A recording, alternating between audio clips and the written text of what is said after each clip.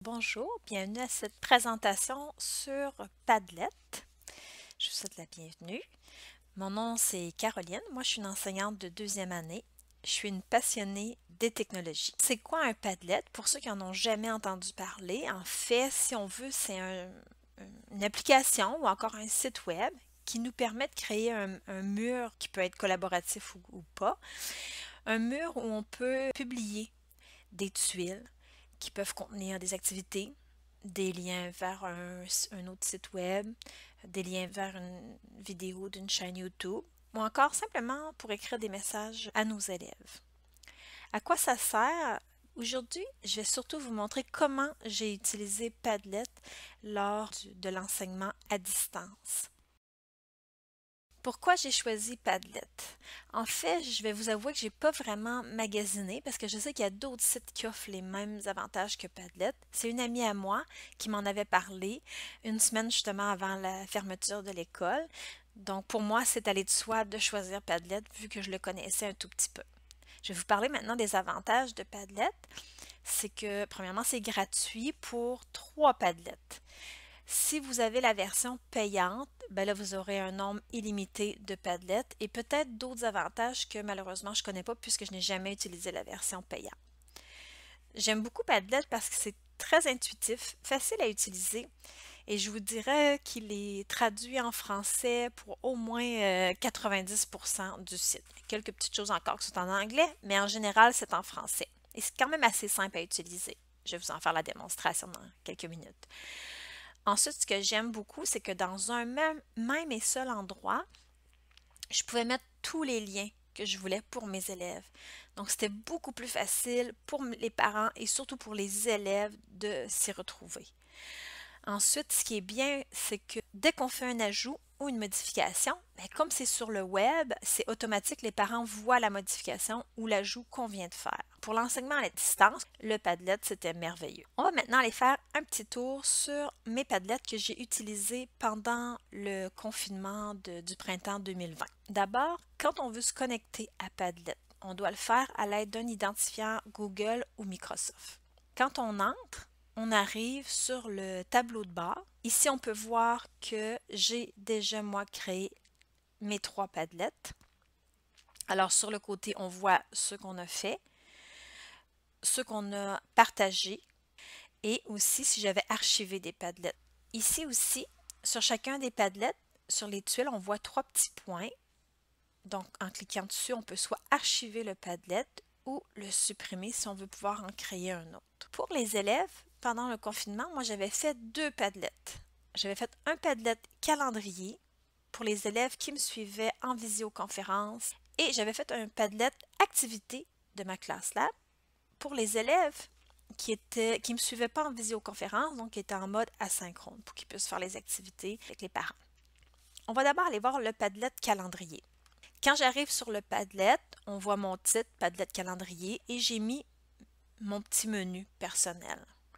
Moi, j'ai pris le Padlet colonne parce que je voulais avoir l'horaire du lundi au vendredi et j'aime bien le fait que c'est bien classé comme ça, l'élève peut s'y retrouver facilement. Et là, moi, je m'étais mis un code de couleur que j'ai affiché en haut pour que les élèves puissent s'y retrouver aussi. Donc, sur le Padlet, j'ai mes colonnes, j'ai mes titres. Je vais vous montrer avec le curseur, je vais juste le déplacer un peu vers la droite. Voilà. Comment je peux ajouter une colonne? C'est très simple. Je clique sur Ajouter une colonne. Aussitôt, je peux lui donner un titre. Donc, je pourrais lui donner un titre. Disons, si je voulais faire une colonne pour les arts plastiques, c'est un exemple. Enregistrer. Et après, je peux déplacer ma colonne très facilement en cliquant dessus et en la déplaçant tout simplement où je veux la placer. Si jamais je veux supprimer une colonne, très simple, les 3 petits points, je peux la renommer, mais je peux aussi supprimer la colonne. Ils vont me demander, est-ce que vous voulez vraiment? Oui, ok, je veux la supprimer. Pour chaque tuile aussi, je peux choisir la couleur, je peux changer le titre. Par exemple, si je prends celle d'Arte ici, je vais cliquer sur le petit crayon pour la modifier. Et je pourrais expliquer que Arte, c'est des cours d'art plastique virtuel. Et si je voulais, je pourrais mettre le lien ici en cliquant sur le petit icône lien, j'ajouterai l'adresse URL de mon cours Arte pour que les élèves puissent s'y connecter et je pourrais tout simplement faire enregistrer. Et à ce moment-là, les élèves viendraient cliquer sur la tuile pour pouvoir accéder à l'activité. Je vais vous en faire justement la démonstration. Mes élèves devaient se connecter à VIA, qui était la plateforme de visioconférence que j'utilisais avec École en réseau. Voyez-vous, on clique tout simplement sur la tuile et l'élève est automatiquement propulsé sur la classe de VIA. Maintenant, je vais aller vous montrer les paramètres pour pouvoir paramétrer votre Padlet. On clique ici sur le petit écrou en haut à droite. Modifier. D'abord, on retrouve le titre, la description de votre Padlet. Si vous voulez, vous pouvez ajouter un petit icône. Ils vont vous proposer d'emblée une adresse avec une série de chiffres de lettres. Si vous voulez, vous pouvez écrire une adresse qui vous convient mieux. Faites attention de ne pas mettre d'espace. Ensuite, on va choisir le fond d'écran. Je vais aller vous montrer.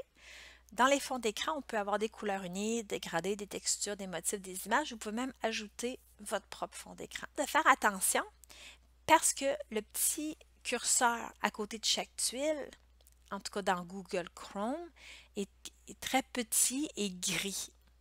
Donc, si vous prenez un fond d'écran trop foncé, on ne verra plus le petit curseur à côté. C'est pour ça que moi, personnellement, j'ai utilisé des fonds d'écran quand même assez pâles. Si on descend dans les paramètres un petit peu plus bas, on retrouve le schéma de couleurs. Donc, on peut avoir nos tuiles sur fond blanc. À ce moment-là, les tuiles, les couleurs proposées vont être des couleurs pastel. Mais regardez si je clique sur le fond des tuiles noires, les tuiles, à ce moment-là, apparaissent en couleur un petit peu plus vive. Ensuite, on choisit la police qu'on aimerait utiliser pour la publication. Personnellement, les Padlets que j'ai faits, c'était des Padlets de consultation seulement. Je vais vous montrer tout à l'heure comment les faire pour paramétrer tout ça. Mais si vous faites un Padlet collaboratif où vos élèves vont devoir contribuer et écrire sur votre Padlet, vous pouvez ici sélectionner Afficher le nom de l'auteur au-dessus de chaque publication. Si je le fais, voilà, on voit que c'est moi qui ai publié toutes les tuiles présentes. On va mettre maintenant la position de la nouvelle publication. Personnellement, j'ai mis en premier parce que je veux que les nouvelles activités arrivent en haut de mon Padlet.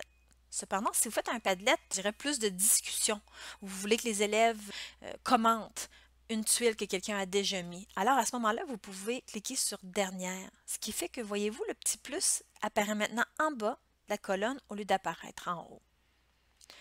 On peut aussi permettre aux utilisateurs de commenter les publications. Donc, on fait tout simplement l'activer ainsi.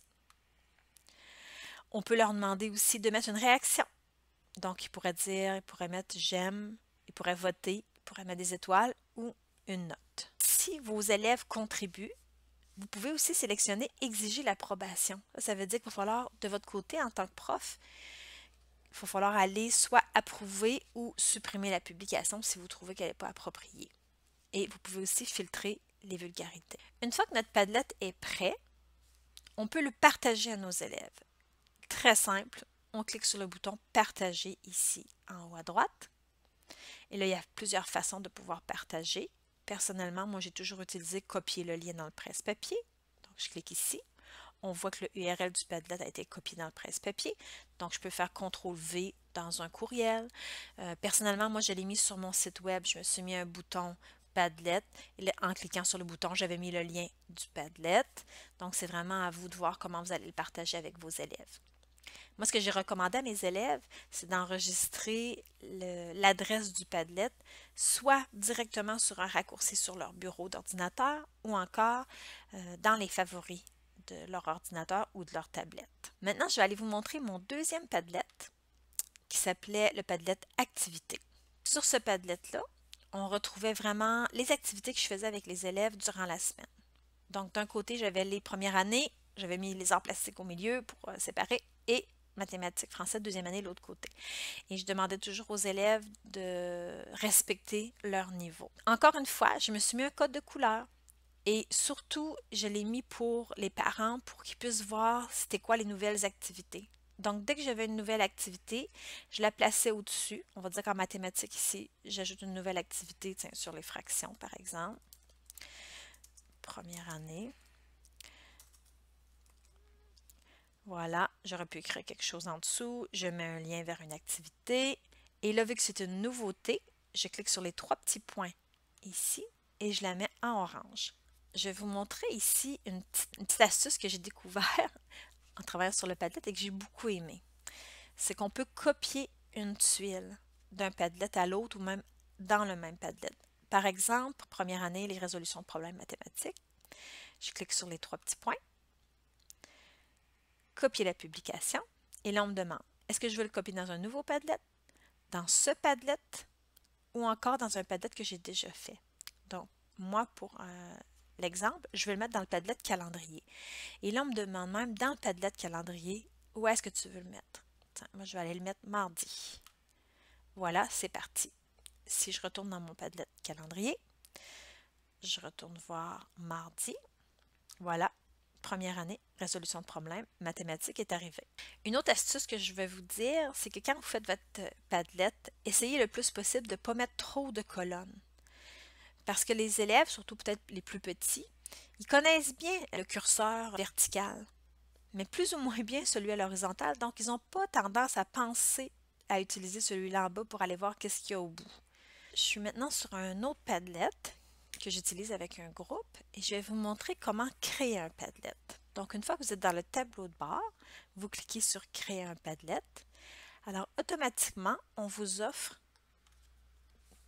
toutes les sortes de Padlets qui sont disponibles. Donc, on peut faire un mur, une toile.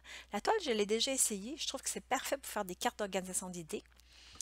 Une liste, donc c'est vraiment un peu l'information à la verticale. Ça ressemble un peu à Facebook. Donc, quelqu'un met une première publication, il y a une seconde qui arrive en dessous, etc., etc. Le storyboard, donc c'est les tuiles sont installées à l'horizontale. La colonne, celui que je vous ai déjà montré. La conversation, je ne l'ai jamais essayé, donc je ne peux pas vous en parler. La carte, donc on peut installer une carte et là, les élèves peuvent aller poster des publications sur les pays ou encore mettre en ordre chronologique des tuiles sur une ligne du temps.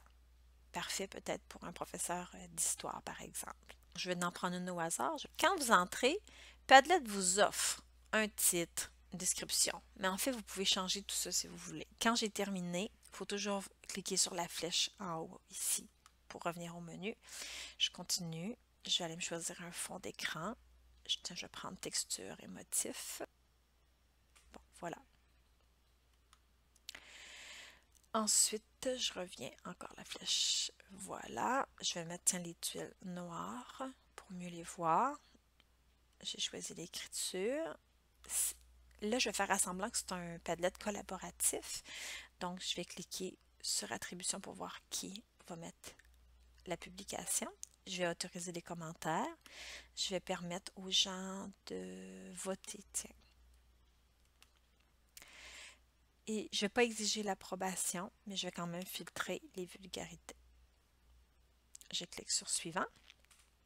Voilà, on est prêt à créer des publications. Alors, tout ce qui me restera à faire, si je voulais le partager avec avec des élèves, c'est d'aller chercher un lien dans Partager, copier le lien. Et c'est en même temps, c'est à cet endroit-là aussi, vous pouvez modifier les paramètres de confidentialité. Voilà. Donc, le Padlet ici, il est caché du public, c'est-à-dire que pour y avoir accès, je dois absolument envoyer un lien. Je pense que c'est important à l'école. On ne veut pas que n'importe qui puisse arriver par hasard sur notre Padlet, mais je pourrais même mettre un mot de passe.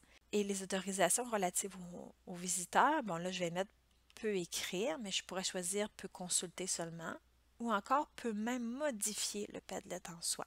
Quand j'ai terminé, je clique sur Enregistrer. Pour la première tuile, on clique tout simplement sur le petit plus en bas ici. J'écris ma tuile, donc je mets mon titre. Et là, s'il y avait d'autres participants, quelqu'un pourrait ajouter un commentaire à ma tuile, pourrait dire s'il aime ou n'aime pas ma tuile. Voilà, c'était ma petite présentation sur Padlet. J'espère que ça vous a plu et que ça vous a donné le goût de créer un Padlet.